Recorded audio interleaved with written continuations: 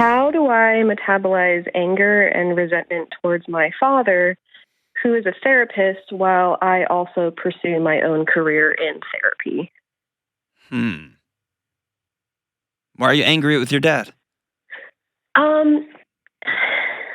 mean, obviously it kind of goes back to being a kid, but the big thing is I just see a big disconnect between his work life and his family life. And He didn't practice what he preaches? No. But the thing is he's an amazing therapist, so it's kind of like there's like confusion on my side too on how those don't connect. Okay, let me ask you this: is he your therapist? No. Okay, so let's hold him accountable to the role with which he's assigned in your life. Okay. Forget what he does for a living. Okay. What are you mad at that he did or didn't do for you as your dad? Well, I'd probably just say like he wasn't always a therapist. He became a therapist within the last 8 years. But he kind of like self-diagnoses himself as a workaholic, and he knows it. So like as a kid, I just kind of always felt abandoned by him. But a lot of what my anger comes from is recent stuff between him and my mom. And I know it's not my place to get in the middle of that. And it might be. What is it? So they had a really rocky start. They did not start off their marriage in the best way. And there was a lot of really bad stuff that kind of happened between them in the first couple of years. And they've been married for over 30 years now. But now they're empty nesters. And my dad is kind of using his therapy knowledge kind of against my mom. Mm-hmm. And it's really frustrating for me because I'm going to school to become a trauma therapist, and what I learned I've applied to my life. And my dad is such a smart guy. Like he's really smart.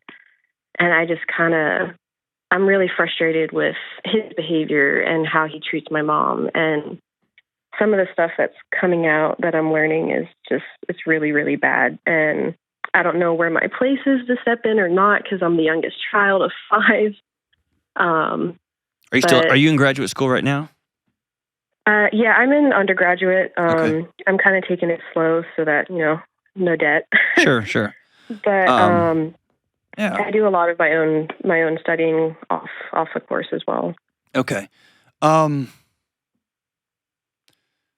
So there's a couple of things here that are kind of blinking lights at me, okay? And so I'm always okay to be wrong. I'm often wrong, okay? But there's a few big blinking lights that are relatively common. And so are you in your 20s, early 20s? Yeah, I'm like mid-20s. Okay. All right. So big blinking light number 1 is there's actually some words for it. I won't nerd out, but students who study psychology, students who are in the first couple of years, especially of graduate school for psychology, LMFT, LPC, social work, whatever, begin to pathologize and diagnose everything and everyone around them about everything. Oh yeah, no. That makes sense. Everything, and it makes sense. But as one colleague she used to say, no unauthorized practice of magic outside of Hogwarts. And That's so, a good way to put it. If you're not in school, close the book. Now, school's always fun to be reflective and to like ask yourself questions. But it's not until, it's like when you think you have every diagnosis until you do one of your practicums in a psych ward and you go, oh, that's what that is.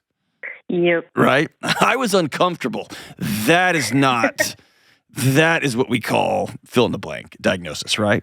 Yeah. Okay. Yeah. So that's number one, which is don't look to counteract your dad's, wizardry with your own undergraduate wizardry.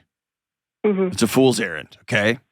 Yeah, no, I'm very, very aware of that because a lot of this started before I even got into school, and I've been listening to your show forever. And I actually I actually learn a lot from you, which is kind of fun. Well, I appreciate it. But you'll know one of my big things is don't diagnose your friends and your neighbors and your whatever.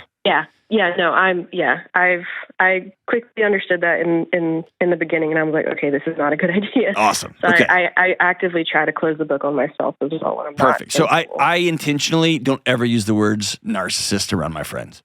I don't use the words. There's just words like that are diagnostics. I don't use them. I just don't use them. I say that guy's a jerk, and I'll leave it to his clinical psychologist to diagnose him. But what I can say is, and this is the part two, focus on the behaviors. I don't care what your job is. I don't care how smart or how not smart I think you are. Don't talk to somebody like that. And so I don't care what the diagnosis is. That's a context, not an excuse. You can't treat people a certain way. Yeah. I don't care what your IQ is. You can't treat people a certain way. Have some dignity and some decorum, for crying out loud, right? The third thing is I get involved when somebody's getting hurt. I don't care if that's my role or not my role or my place or not my place. I could care less. If somebody's getting hurt, I'm getting involved. And so if your mom's getting hurt, and you can't sleep at night without saying something, then say something. Know this, you've probably got a part of a conversation. Yeah, no, it's weirdly enough, even though I'm the youngest, and I know this isn't healthy, and I've tried to back off on it, but both of them do kind of come to me to talk about stuff, or at least at least my dad does sometimes because he knows I'm interested in therapy. But then I get his side of the story, and then my mom's side, and it's like they're two different things. And have you studied triangulation yet? A little bit. Okay, yeah. Google that one because it's happening to you. Yeah. And it always collapsed the relationship between everybody. Yeah. And so you're getting triangulated into this. Well, what do you think about this? Well, what do you think about this? Did you hear what she said? She told me that you said that. I'm out. I am not playing that game. One of the most successful things I've heard from multiple peers, people my age, is they tell their parents, whoa, stop. That's my dad. I don't want to hear you talk bad about my dad. Or that's my mom. I can't be your safe place for that. That's actually one thing that I learned from your show that I actually kind of did with my dad. Good. Because he would try to badmouth my mom, and I'm like, hey, I'm not here to talk about my mom. Good. This is a different conversation. But one step further, I'm not going to listen to you talk bad about my mom. If you need to talk bad about mom, you need to get yourself a therapist. Yeah. Right. So that's one thing. One is I'm not going to talk about mom.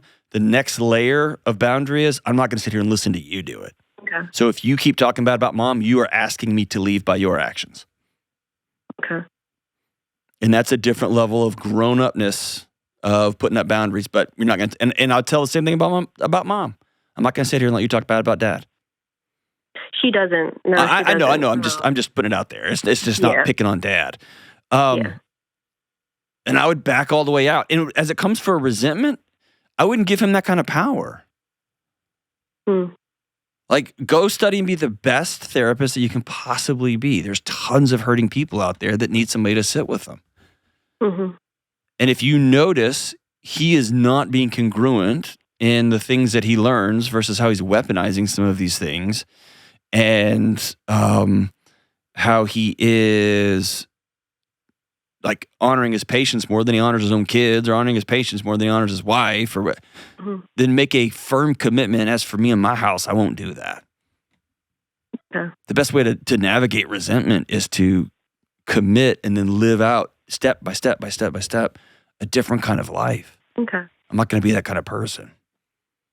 The path forward as two adults navigating how to move forward is one person has to turn the lights on and say, here's the boundaries, and I'd love to have you in it. Here's my picture of what us together looks like. Are you in?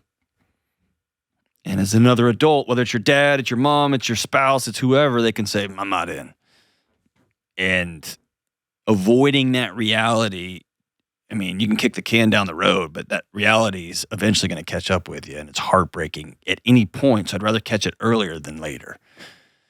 Ugh. But Paige, go be a great therapist. Go be the best counselor you could possibly be. The world needs you.